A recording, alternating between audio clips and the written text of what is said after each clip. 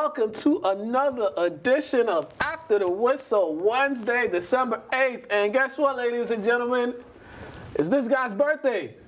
Yeah. What up? It's the Sagittarius season is here, so we got a birthday episode, and it just falls in line. Yeah, man. Big 3-6, man. Yeah. 3-6 Mafia. Oh, yeah, they had the verses against Bone. Legendary. That was dope. That was the most ghetto verses ever, and I mean that in a good way, because it had everything that you would see in, like, if you go to a family reunion or a family cookout. They had people cursing each other out. A little fight broke out. People made up. And everything was all good. And this is all stuff that happens at any family function when you have more than probably 20 people. Especially when they've known each other for over 20-some years. So it's like, they might not be best friends, but they have mutual respect for each other that goes years beyond years. Yeah, and they were talking about how they are family, and I'm just like, this is family stuff right here. But Busy explained it, or what happened on the little fisticuff. He said he went blank. He didn't know how to react because he was expecting the back and forth and stuff like that. But he said, when Juicy just said what he said, he's like, he kind of like, he went black and ain't know what to do. And it was foul, because it was foul. Like, damn, Juicy, you went left. It was foul, but he said, he was like, afterwards, he's like, I should have expected that, because it was like stuff, they knew all that back and forth was going to happen, so he was just like, kind of caught me off guard and kind of overreacted. And out of all of them, Busy is like the one with the shorter fuse. You know what I mean? We always knew that, but you know, I'm glad they hashed it out. Gangsta Boo had me die because she was talking crazy. Yeah, man,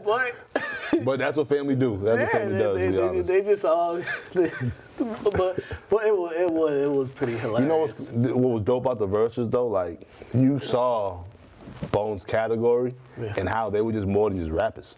Yeah. You know what I mean? Like, they harmonized before Ja Rule and them was harmonizing, and then, you know, 3-6 was straight crunk music, which is dope though. Yeah. And it would not be a 3-6 show if a fight didn't happen.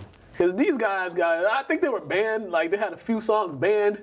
I think Tear the Club Up was banned in certain states. Because it would start fights. And the thing I didn't like about the verses was the crowd. I think if they were in a region where they had a bigger audience, because, you know, they're in California, because they all live in California. Okay. That's probably why I didn't even know exactly where they were at. Yeah, they were in Cali, so I'd assume that's probably why they had it, because majority of them live in California. But if they had it probably somewhere in the Midwest, the crowd would have been a little more into it than that crowd that was there, because that crowd was dead. And it was also, too, we live in the social media world, so a lot of people in the crowd probably weren't even alive when they were when they were coming out with their music. Like, think about it, they started with No Surrender. That's one of my favorite Bone songs, but I was listening to No Surrender when I was like elementary school. Courtesy of Gina, buying all my records with me. Yeah, and I don't think people understood Bone, just their whole genre of music. Like, people were talking about they're over there singing, and Harmony was like, yo, they're called Bone Thugs in Harmony. Like, if you watch any interviews they've done, they talk about how they were in gospel groups growing up, and they sang in the church choir. That's their whole catalog. It's kind of like they're on both sides of the spectrum. Yeah. They're thugs and harmony. They're a ghetto gospel group. And then with 3-6, they've never changed. Like, since they began, their style is like they're probably the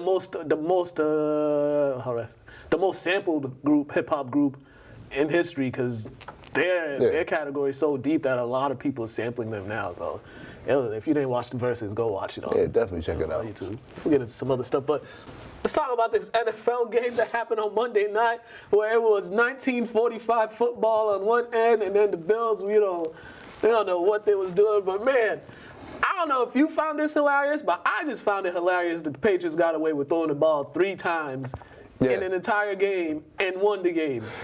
Yeah, Hood gave me some perspective the other night when I was watching it with him. I was like, bro, they kicked a 15-yard punt. He was like, it's in Buffalo to win, because I'm thinking it's out here. And I'm like, oh, so I told him, I said, if it was me, I'd have got that. And he told me it was in Buffalo. I said, all right, mine would have been negative 15 yards. One thing I will say, we probably have the home field advantage other than Buffalo. Yeah. That's the only place that we're going to have a hard time playing in Buffalo. Everywhere else, they can't play with us, but we can't play in Buffalo. No, we can play in Buffalo because that wind coming in from the lake. Chicago, if they was good too, that's another place that would have a crazy advantage because of the wind and stuff. But they're never good. They're good once every like 10 years. But with Buffalo, this was just. It it was just hilarious. I literally was watching that game. I'm just like, yo, they've only passed the ball 3 times. But remember we was talking about that running game. Thank God they're able to rely on that running game. When you rush the ball 46 times for 222, almost 5 yards a carry, it allows Mac Jones to only throw the ball 3 times. Especially when that wind was ridiculous. Oh yeah, the wind was ridiculous. But my thing is, with the Bills, you know what they're doing. You know exactly what they're doing. They're not even hiding what they're doing. And y'all still couldn't stop it. Also, too, like, I don't think the attention to detail was on the Bills because there was one play, was it Stevenson or Harris, when he broke out for like 50, 60 yards. The first touchdown pass? But the guy overran the route. You know what I mean? He overran it. And then the lane was just completely open. So it was just like, I don't think their attention to detail was there. I'll be honest, I sometimes think that the Bills might have felt that, like, you know, since it's the situation, the weather's awful, that pass wouldn't come to play. Yeah. Totally forgetting that we're not relying on the quarterback anymore. Right. We got a whole squad, and their defense was over there giving them fits. But the Bills shot themselves in the foot because they had chances. They got in the red zone like 4 times. They only got 1 touchdown out of it. Then the other one late in the game, they were in the red zone. I think you get sacked. You get sacked once.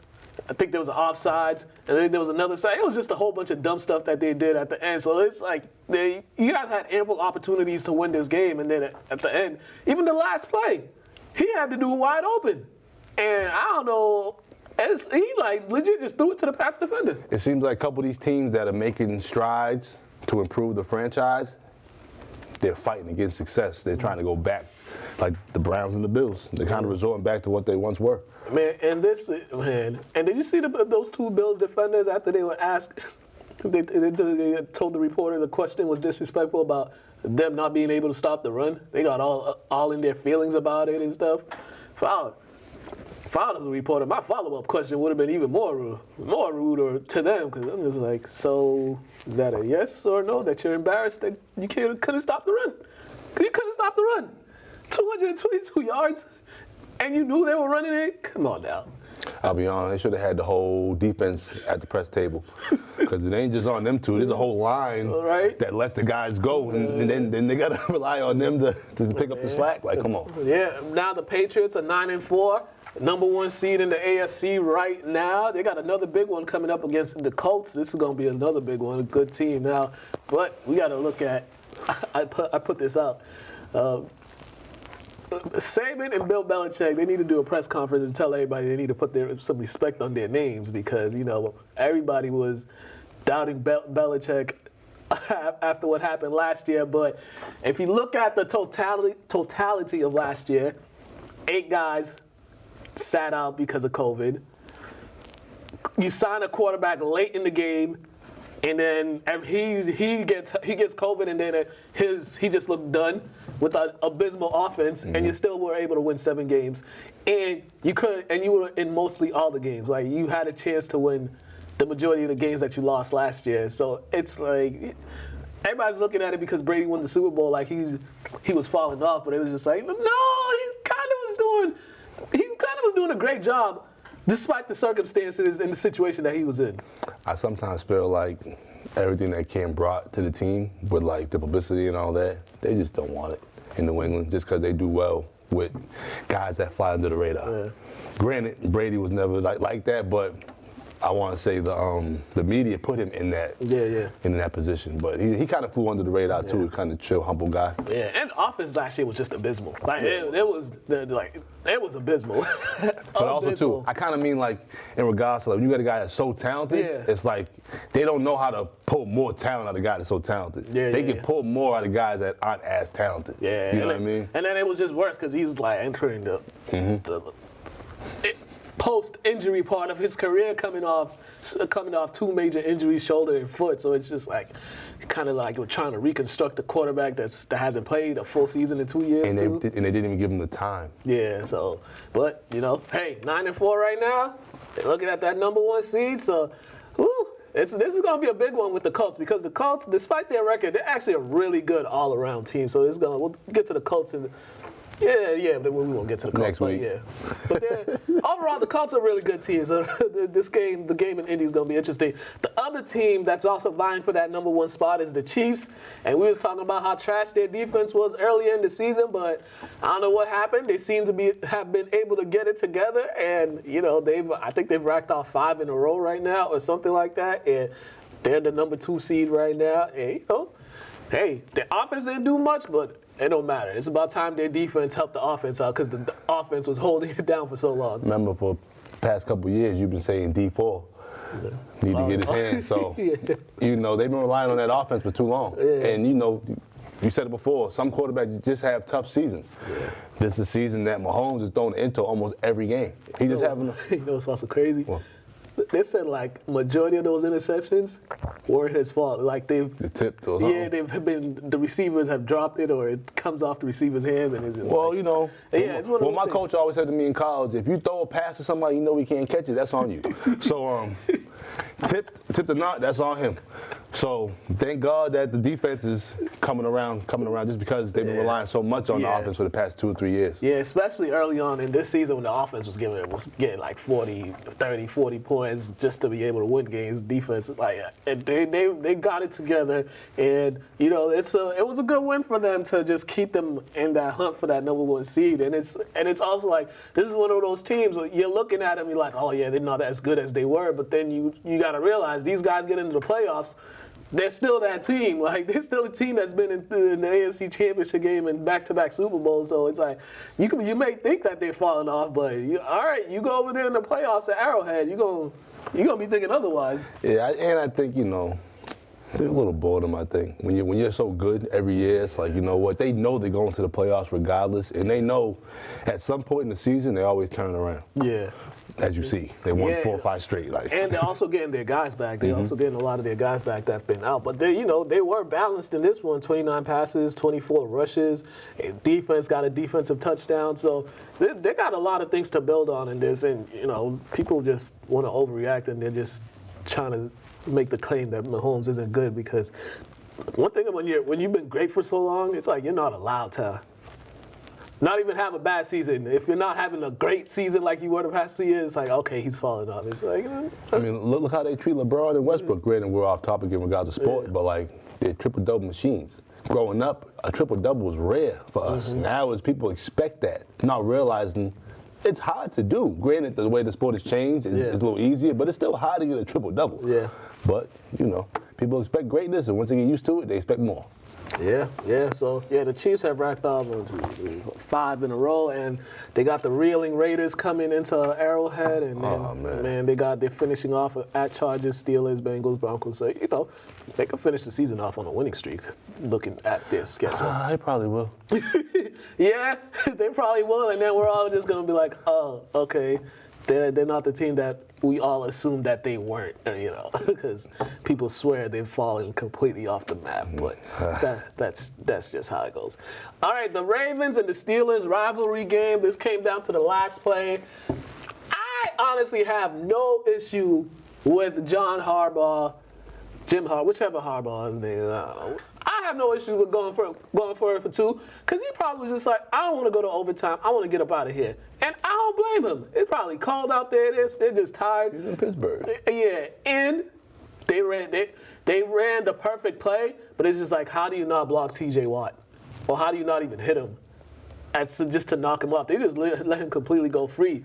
That's why the pass was a little off target, but still, come on, man, you got to catch that. Nah, I totally agree. Plus, too, when your record's that good, you could risk a couple games, you know what I mean? Yeah. So they're not tripping off this loss because they know, if they would have converted more third downs, they would have won. Not turn the ball over in the red zone. If they would have, converted one more touchdown in the red zone, going 3 for 5 rather than 2 for 5 in the red zone, they would have won. If they don't turn the ball over, they would have won. Yeah. If you stop relying on Jackson to do everything in regards to passing and running the ball for you, you probably would have won. So you guys just gave them this game, to be honest with you. Yeah, they did. And they had the ball for plus 13 minutes. You gave them the game. Yeah, they blew. They definitely. you gave it to them. It's John Harbaugh. They definitely blew it at the end. And then, this like, I swear somebody did some black magic on them or something, because now they lost another player. They lost one of their starting cornerbacks for the rest of the year with a shoulder injury. What type of injury is this? I think it was his shoulder. I think they said his shoulder or something. Yeah. So this is the second starter that they've lost, you know. The injury bug with this team is, I don't know, it's like somebody did some type of black magic on them in the offseason or something, because this is kind of crazy the way those guys are just falling. And they're still persevering, too. They're still persevering, winning games.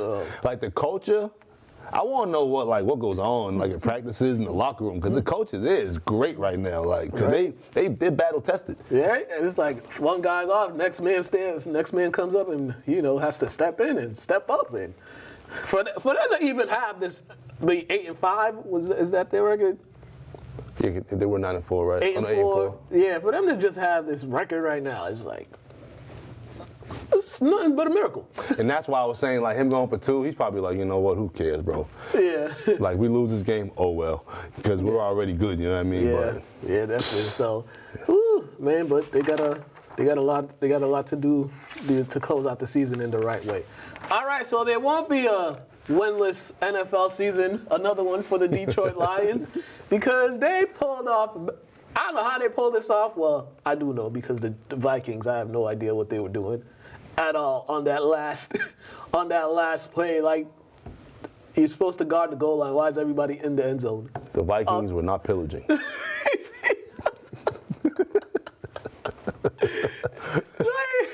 You look at that play, and it's like, what are y'all doing? Y'all just let the man just go in the end zone, and he just found his spot, and he was just like, okay, nobody's going to cover me? All right, let me get this touchdown. But kudos to the Lions, man. I'm happy for their coach, because he's the funniest guy in the league, but they've almost had it a few times, but kudos to them for getting this win. Yeah, man. The Vikings gave this game too. You going 50% from the red zone. You had 6 opportunities to score. You only scored 3 times. That's a problem. I mean, you got a quarterback that's a big finesser, and he's not very good at the quarterback position. I can't. There's not much I can say. There's not much nice things I can say about Kirk Cousins as far as playing wise. The only nice thing I can say about him is he knows how to finesse a team. Because I said 88 guaranteed $1 million. I think that's like two deals he got from them for like 80 plus mil. So he's made like 160 mil guaranteed from them. I'm just like, and it just shows without Cook, he can't carry the team as a whole. Like. Yeah. And we get it, the running back helps the quarterback and vice versa, but sometimes when your running back goes down, you got to be the leader. You got to lead them to a couple wins. And they just, man, like if you go 6-13 for third downs against the Lions, and they only went 2 for 11 in third downs, how do you let them beat you? They can't even get down the field. Kirk Cousins don't even like taking chances. That's my thing with him. He don't like taking chances at all. You got world-class receivers, you got top receivers, and he does not like taking any type of chance. Worst thing, he was averaging 8.5 yards a throw. Like, he's almost averaging the first down each throw, but it's like, I don't know if it's a confidence thing or what, but shout out to Walker III, who had 11 total tackles and 8 solo and Vigil, who had 15 total tackles. Them guys was balling on both ends. Yeah, definitely. And shout out to Jared Goff for leading them on that drive, because those guys needed to win. You don't want to go winless at all. It's demoralizing. Shout out Brown too, man. 10 receptions. Without him, they don't do anything. Yeah, so definitely. Look at this play. What are the defenders doing?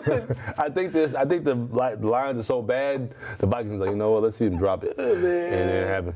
And it was also big for Detroit to get that win because of what happened earlier in that week at the high school at that, because I think it's like a couple miles from that, like 30 miles or so from that, from where they are. So it's kind of big for that community, just for them to try to forget that for a couple hours. Any positive energy helps, you know what I mean? So that definitely helped a little bit. Yeah, man. That whole situation was crazy. We ain't gonna talk about it, because man, oh man. All right, another team that we need to start keeping an eye on is the Washington football team. They've racked off 4 in a row.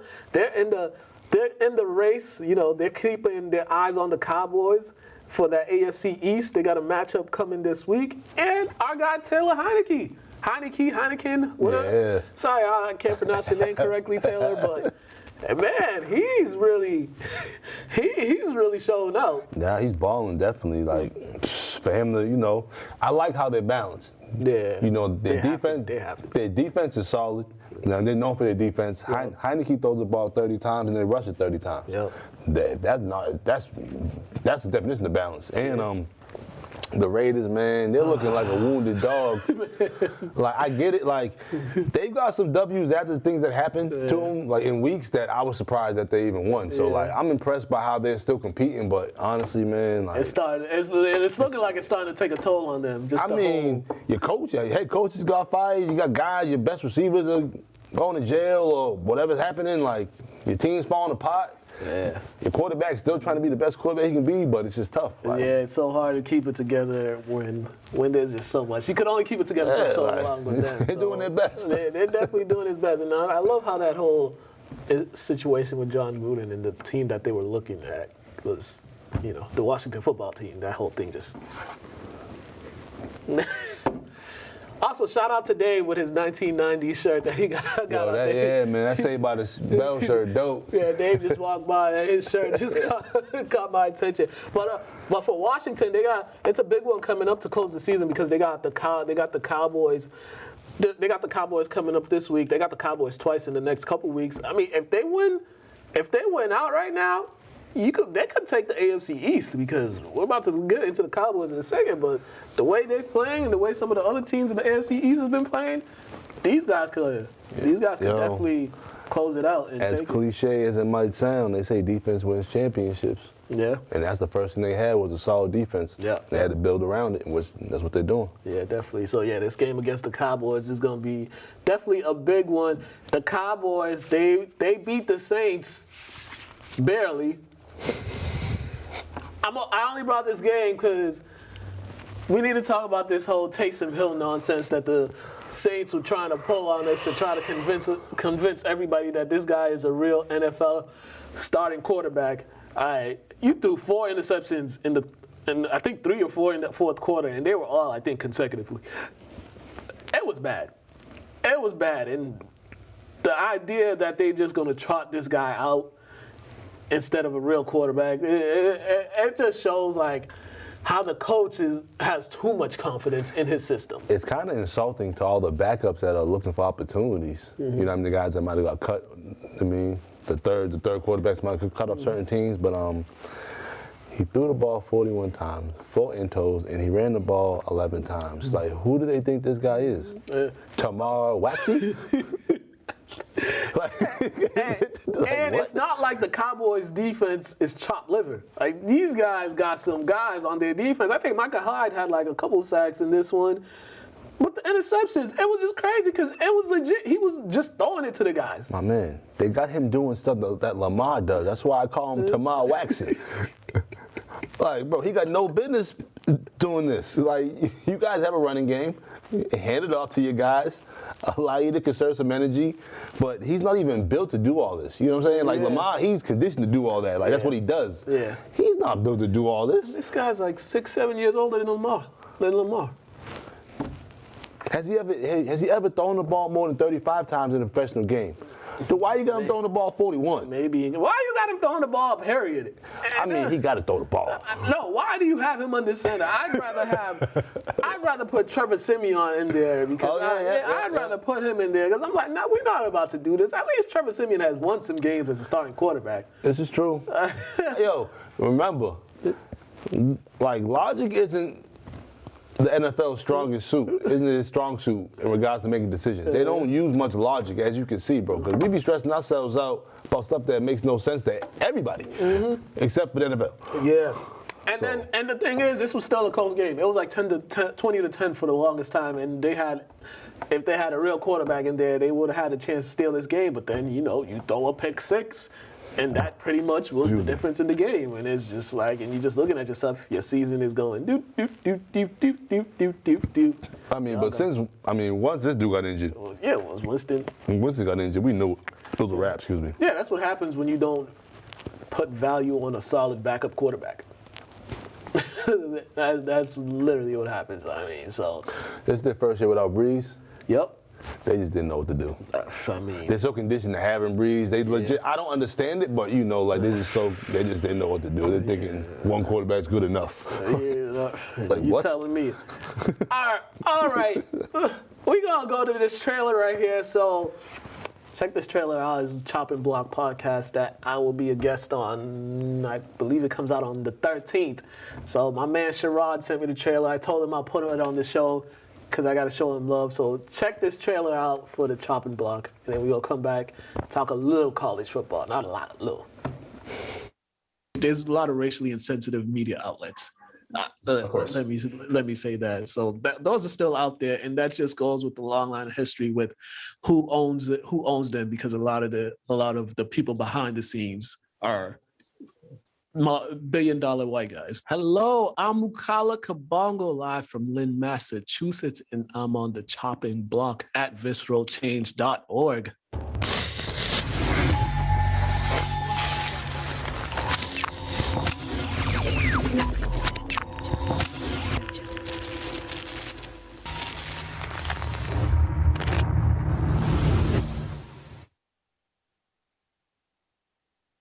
Welcome back, everybody, to this episode of the Chopping Block. Mook, what's going on, man? How you feeling? You know, I'm just out here living, man. I'm out here. My mom, she went out for a job, and she was just trying to get a job, and they didn't give her the job because of her name, and that she couldn't speak English that well. There's definitely a place. There's definitely a place in activism for media. You see it with certain independent media groups. Makes sense. Yeah. Also with media that are diverse. I think throughout history we've seen that Black women are the foundation to everything. They're probably the strongest women on earth, and they do a lot, not only for themselves and not only for Black men, but also any other race.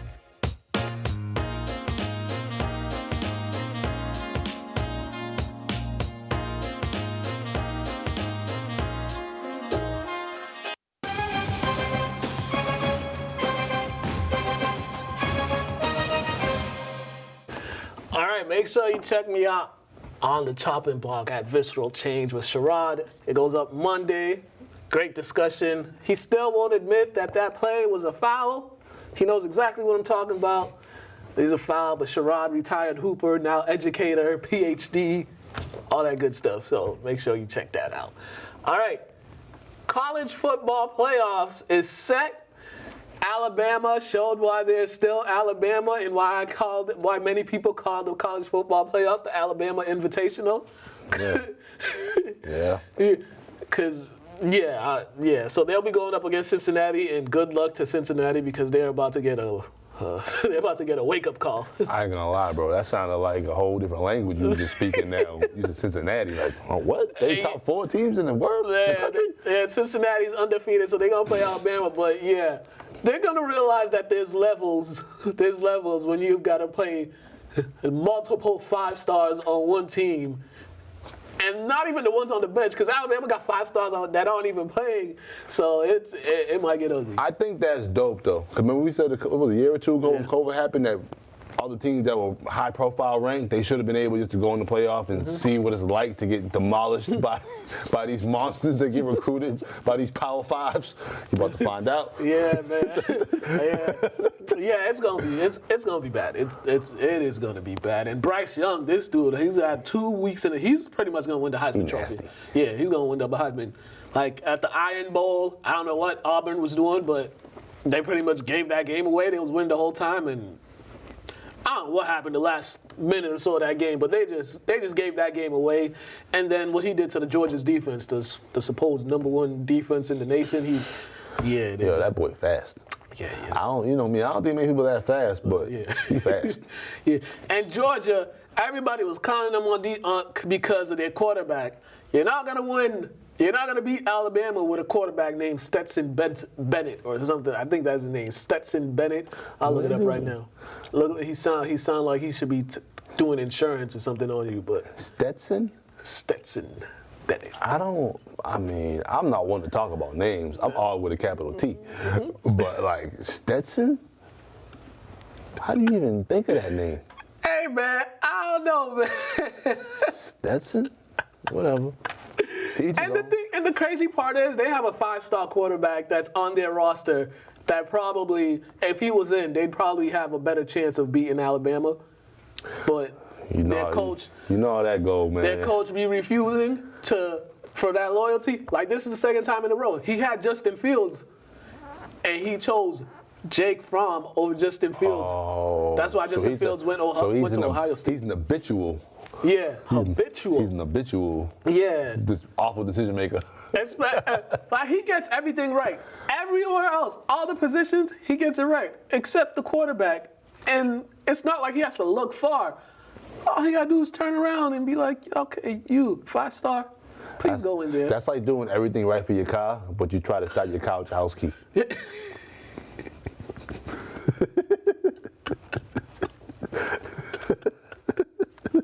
Nah, you're right. You're right. Cause think about it. If he had started Justin Fields, or if he put Justin Fields as the starter at the time he was there, they probably would have got a national championship.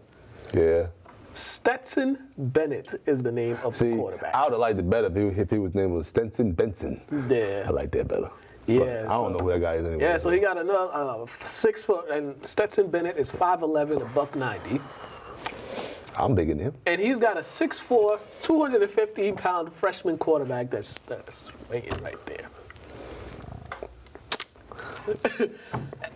Yeah, exactly. And then in the other matchup, it's Michigan, and Michigan will be going up against Georgia.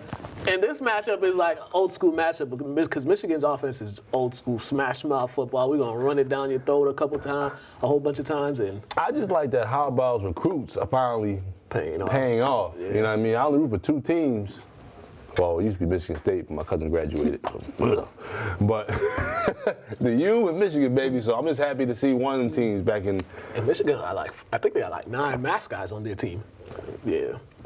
Hey, I'm all for it. One of the guys from Everett. Yep. He contributes. Another guy went to you saw him. He played for Mansfield. He was a hooper at Man. He was on Mansfield basketball team. Big dude.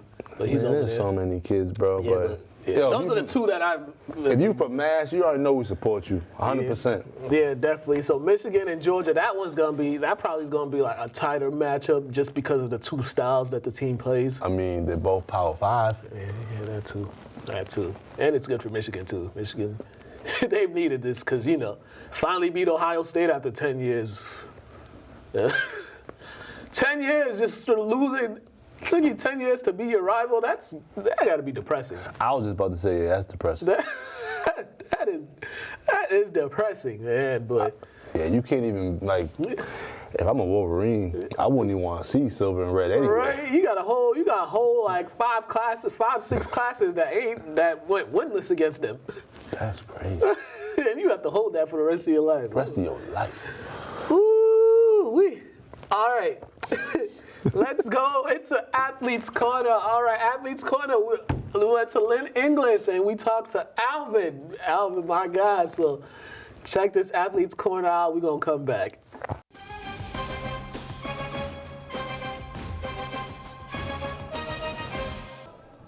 All right, and we are here. Lynn English. It's a new era of Lynn English basketball. He was on the assistant staff. Now he's the head man. Alvin, man, what's going on?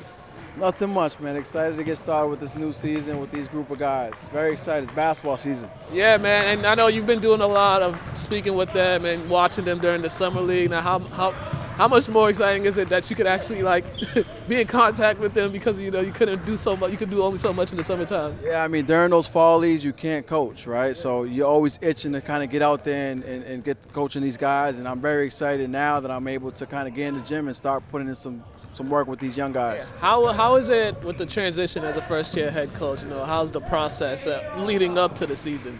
I think I'm in a unique position because I've been here, as an assistant, for the last 4 or 5 years, building a program with Antonio and the rest of the staff. So I'm in a unique position where we're able to keep, some things that we had going in the past and also implementing my own flavor to things, and I'm excited. I'm excited because I was part of the process, and we're just looking to build a new process here now with our guys, while still keeping some of the stuff we've done in the past. You guys had so much success the last several years, and I know a lot of those guys are gone, graduation and leaving for the schools, but then you got guys that are ready to step up and make some moves. You got a couple guys returning. How important are those guys that know your system already and know how you want to play?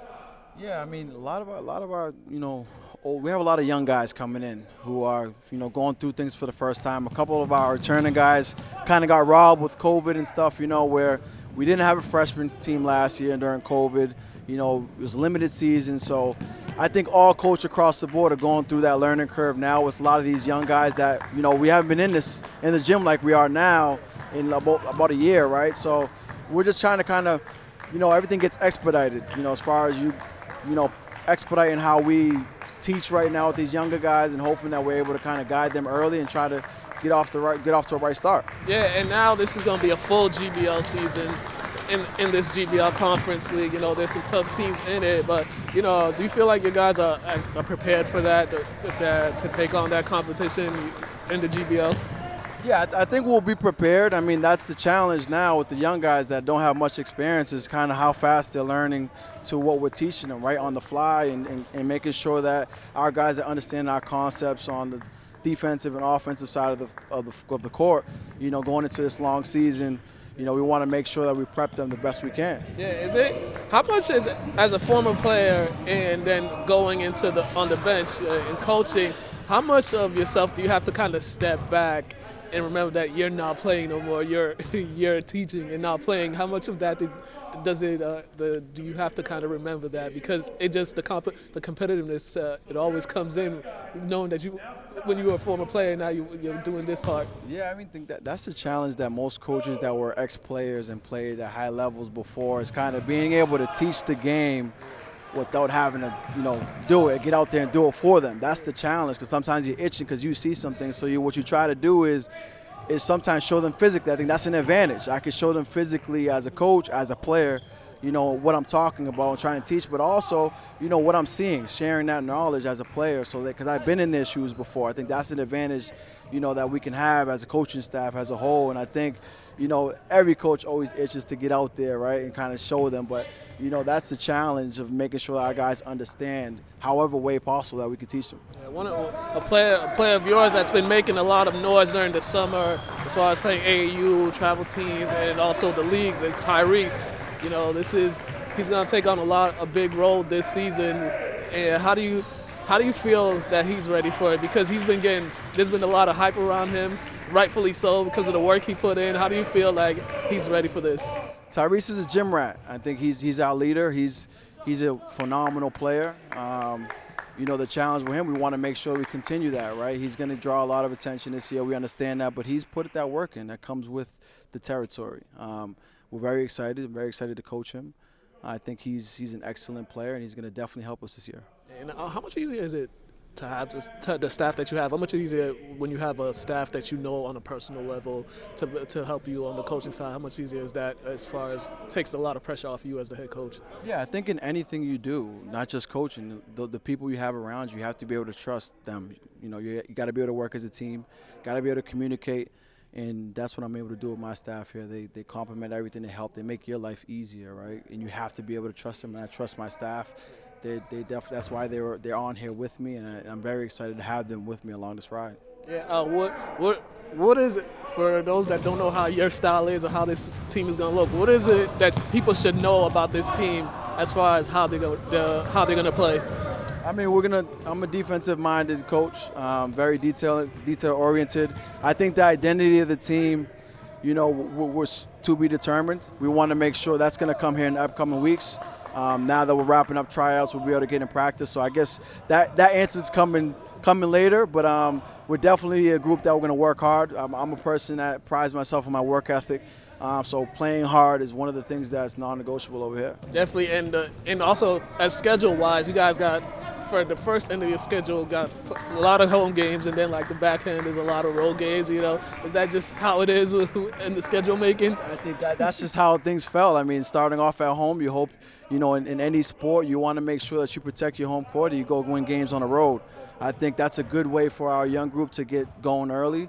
And then just go on the road. Go on the road in the whole month of January. I think that's going to be the challenge for our guys, and I think we should be ready for it. All right, please let everybody know first game of the season, date and time.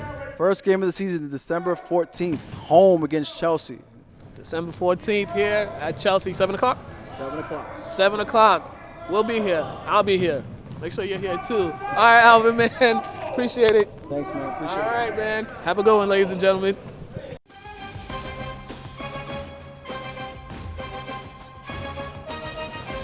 All right, and we are back. Lynn English kicks off their season Tuesday against Chelsea at home.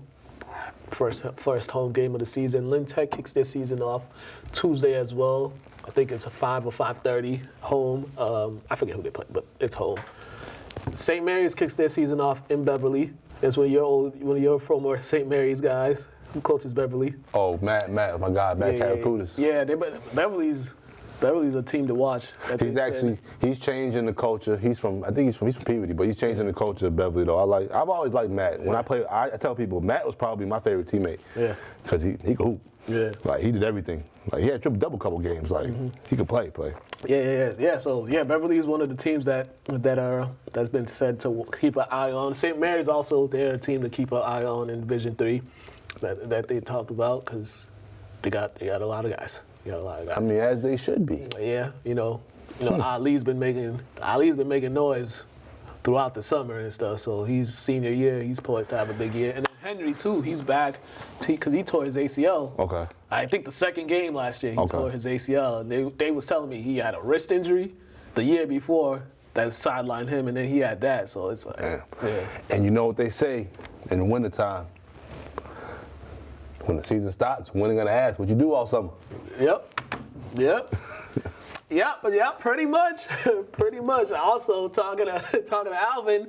Alvin's one of those guys, Colley Park. Yeah. Where it all started. Me and Todd are Colley Park disciples.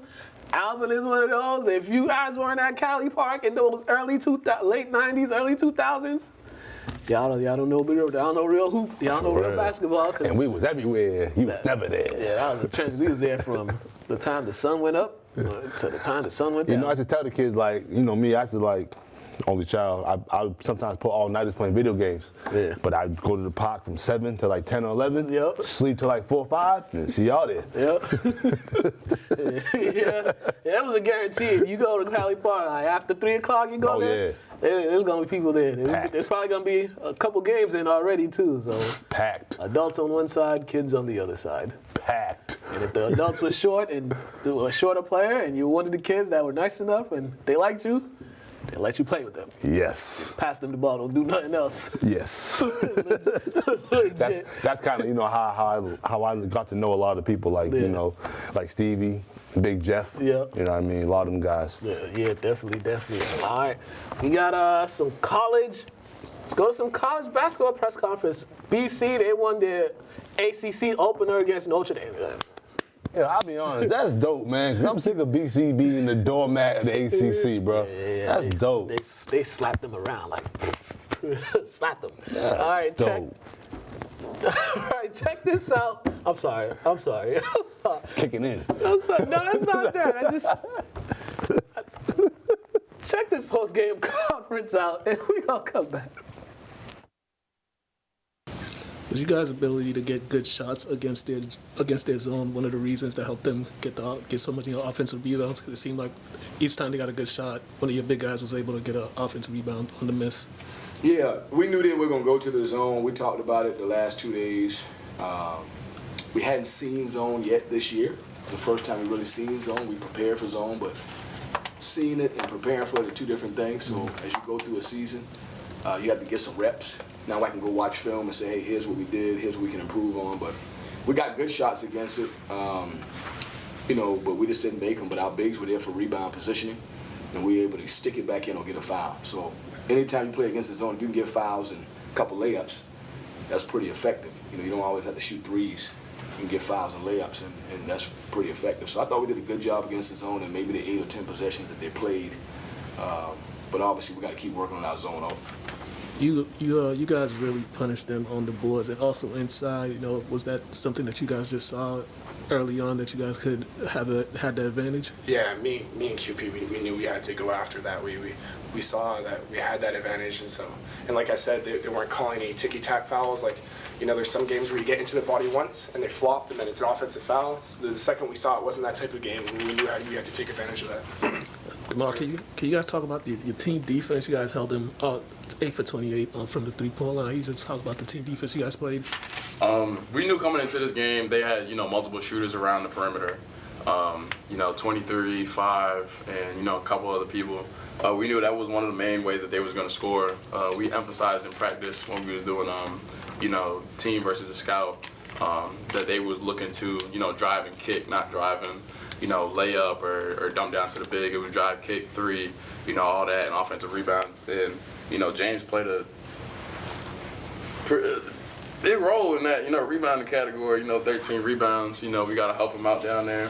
But, AG, Anthony Goins did a great job with the scout, knowing how they was trying to score, and we, completed the objective tonight. That's a really good point.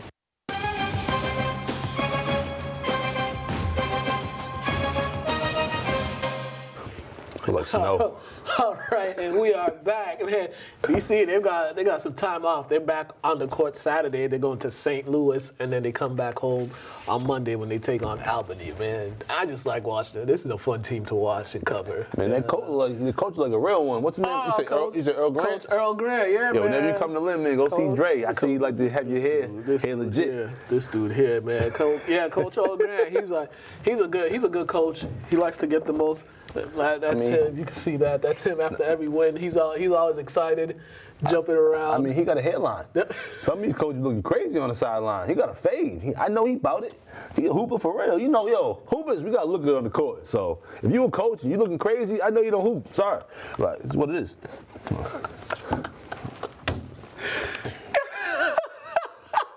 This is what it is with me. Oh, yeah, man. All right, we're going to go to other interviews. First up, I was at the Zero Gravity Prep Classic. Shout out to those guys from Zero Gravity. They're putting on a great classic basketball showcase over the weekend. It was great being there. Talked to some players. So first up is Springfield Commonwealth Academy's Alvin Baez. So check this one out. All right, man. You guys got the W started off fast. Let them come back. What kind of happened in the team? We just kept playing hard. Like, even though guys were tired, we still kept playing and stuff. We never let up. Talk about you guys' defense. It seems like when you guys picked up the defense, it made it a little difficult, and that created offense for you guys. Yeah, we have to pick it up. Our coach is very big on it, and that's what we practice every day. For yourself, you found your shot early on. It was good. What kind of rhythm are you playing? Just trying to stay confident, find the easy points first, and then trying to see what I have outside the perimeter. What have you guys learned the past 2 days playing in this tournament about your team? How good we are. I feel like we fight and we never give up, no matter what. All right, we got one more here tomorrow. What do you guys got to do to finish off this 3 night? Get the dub tomorrow, and that's it. Go 3-0. All right, man. Congratulations on winning. All right, thank you.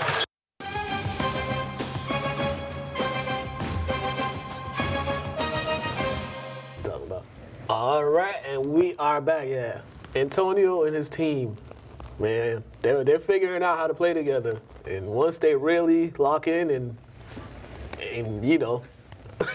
man, it's gonna be trouble for a lot of teams because, like, the way they was playing, it was like English. While Tone was at English, but with just more athletes. Yeah.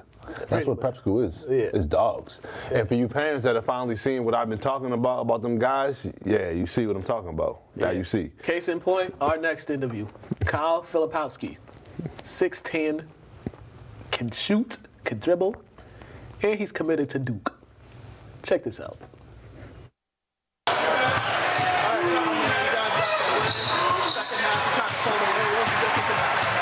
I think we just came together as a group.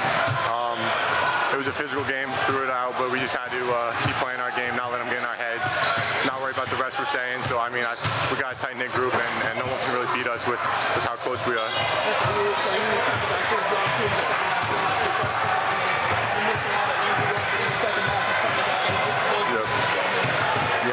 I think we just had to react to the defense, the pressure. Like I said, it was a physical game. The refs were letting us play, so it was good to be able to adapt to that and fight through it.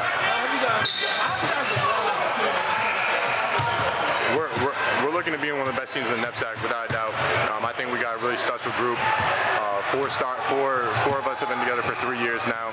So, I mean, we got a lot of upside throughout the season. Appreciate it. Thank you.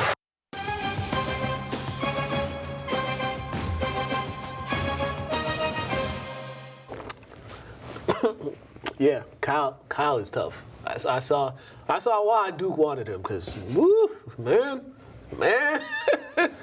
And what's dope with having Tone coach there, granted he's played in the prep school world, I played in the prep school world, he's now able to allow these kids and parents to see what we talk about. Yeah. When we talk about these killers in this prep school world, it's a whole different world compared to public high school and private high school. I'm sorry, it's just different. Definitely. But shout out to Kanye and Warren. They held their own over those 3 games. They definitely held their own, especially Kanye, because Kanye, the one game he was shooting it, then the other game he was locking up. He was locking up.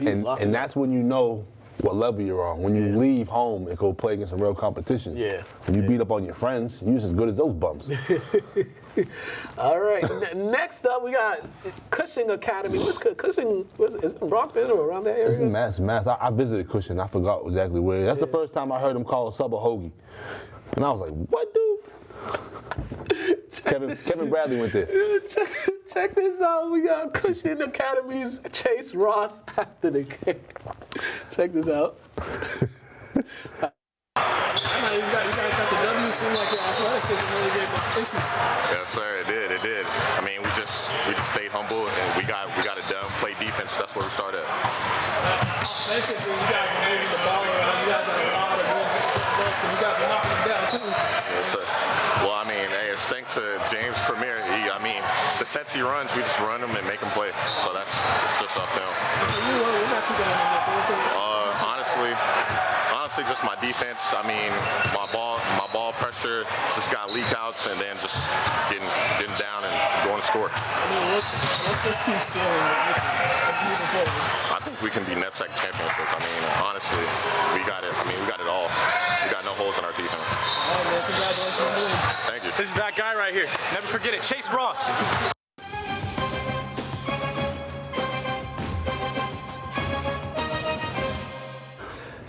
All right, Chase is actually committed to Marquette.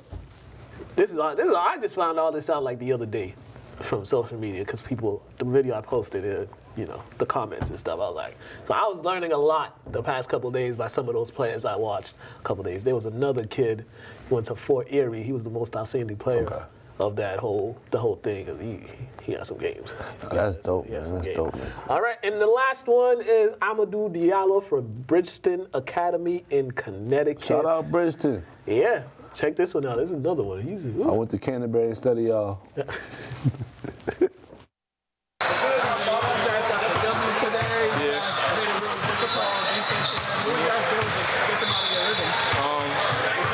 Our game plan was to play aggressive, and defense wins games. So we like to play defense and let everything come to us from defense. So you offensively, you really control the game. You also got your teammates involved. Is that something you got in the flow of the game? Comfortable? Yeah. I just got in my zone. Everything was falling. I was getting steals, assists, everything. I was just all around game.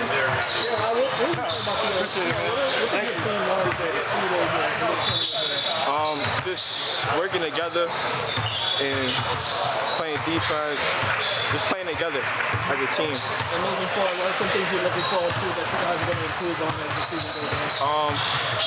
We try to come for that number one spot. We're not afraid of nobody. We're here, All right, man. Congratulations on winning.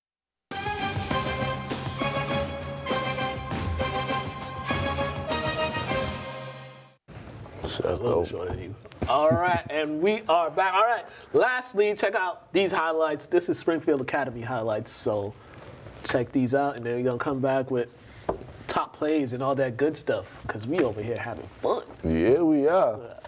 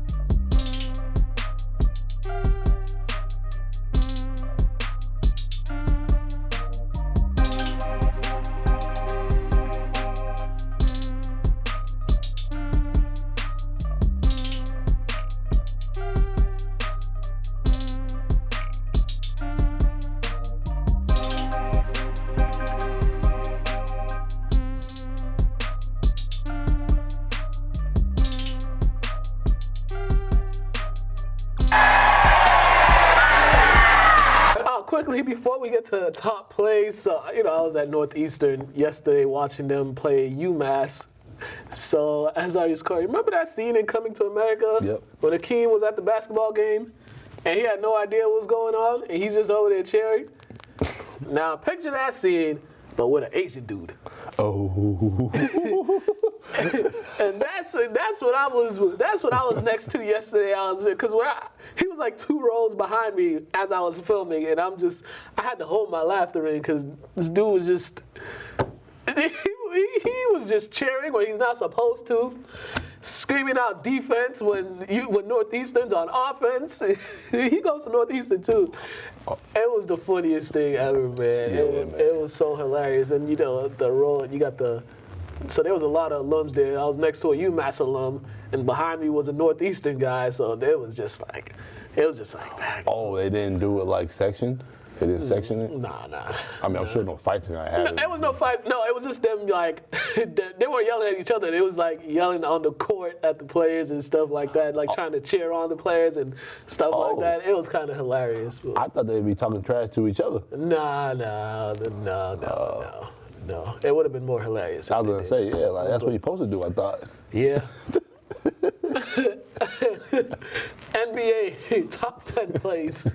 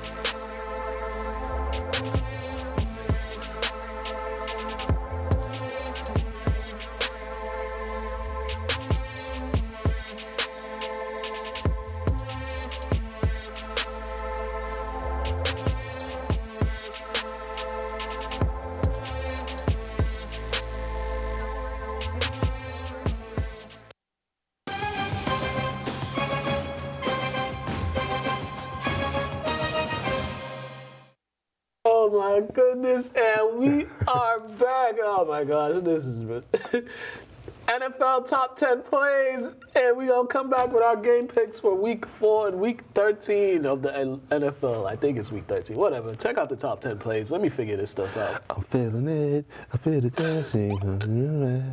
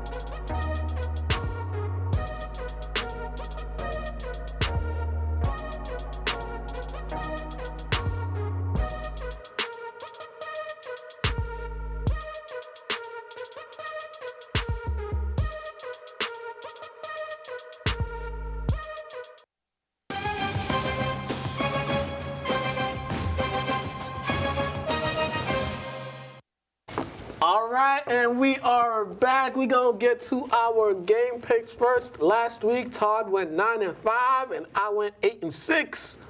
Dude, how do I keep doing these things? Man, Like, what? man. Oh, we got to give a shout out to the West End Pee Wee Junior cheerleading team. They were #1 in nationals. They brought that home. They won it, I believe today they won it or last night, but they won it. Oh, yeah, they did win it. Yeah, they were down there in Florida. Congrats, they won ladies. It. I think this is their second one in 3 years that they won it. So, congrats, ladies. We'll have you back. We'll have y'all back on again with hopefully with the trophy and stuff. So, that's great work, Ariel and all them be doing. So, that's good to see. Really great to see. All right, what we got here? We got week number 14, Thursday night football. Steelers, Vikings in Minnesota. Yeah, I don't know who to pick either. I'm gonna go with the Vikings, man. You don't go with the Vikings? Yeah, I just can't pick the Steelers. I'm with you, but I'm gonna just go with the Steelers because I just can't. It's this Kirk Cousins thing, man. It's just weird to me. Ravens, Browns. Ravens. Ravens, yeah, I got the Ravens. Jaguars, Titans. I'm going with Jaguars, man. Yeah, that's what I was gonna pick too. I was gonna pick the Jaguars. I was gonna pick the Jaguars. Raiders, Chiefs. Chiefs. Yeah, sorry, Raiders. Yeah, We gotta go with the Chiefs with this one. Saints, Jets. He's out for the season, right? I'm gonna go Jets. I'm going with the Jets as well. I don't know what's up with Cowboys and the Washington football team. Ooh, one of the games of the week. Is Zeke back? He's back, but I don't know what kind of back he is. But he's back. I'm gonna go Washington football team. I concur. Oh, okay. Washington football team. Falcons, Panthers. I'm gonna go Panthers. I'm gonna go Panthers. I don't know. I'm gonna go with the Panthers because I had a ride with my man Cam. Man. Oh yeah, I forgot Cam back. Yeah. They need a win. Seahawks, Texans. Texans. I'm going with Seahawks. Lions, Broncos, and Denver. You know what? I'm gonna go on a whim and say Lions. Yeah, you do that. I'm going with the Broncos. Giants, Chargers. Chargers. Yeah, I'm with the Jew on the Chargers. I don't know what Bengals, 49ers. Bengals. I'm going with Niners. Oh, Bills and Buccaneers. Why'd you do that? The Buccaneers. Like, I thought you said the Buccaneers versus Thanos. Versus Thanos or something like oh, like, that's impressive. Like, Bucks. Sunday night football, Bears, Packers. We Packers. Yeah, we going with the Packers. Rams, Cardinals, Monday night football in Arizona. Cardinals. I will go with the Rams. Even though I don't want to, but I will go with the Rams. All right, that's it. That's it. We made it through. Yeah, we got through it. Remember, next Wednesday, next week is our last show of the year. Stevie Patrick will be here today. He got some apologizing to do. Yeah, he do. So he'll be here. Next Wednesday is also Pedro's last day before he goes on his rendezvous vacation. Because my man been working too hard, so we'll see him in the new year. And I'm forgetting some other stuff. For those who don't know who Pedro is, that's the voice in the sky. Yeah, that's the voice that sounds like Jesus. Yes. And then lastly, y'all know what to do. Make sure you go hit him up on his Instagram. Make sure y'all wish my brother a happy birthday today. You know, we're gonna cause some ruckus in these streets the next couple days. Yeah, we are. Yeah. All right, we are out of here. Have a great one, ladies and gentlemen.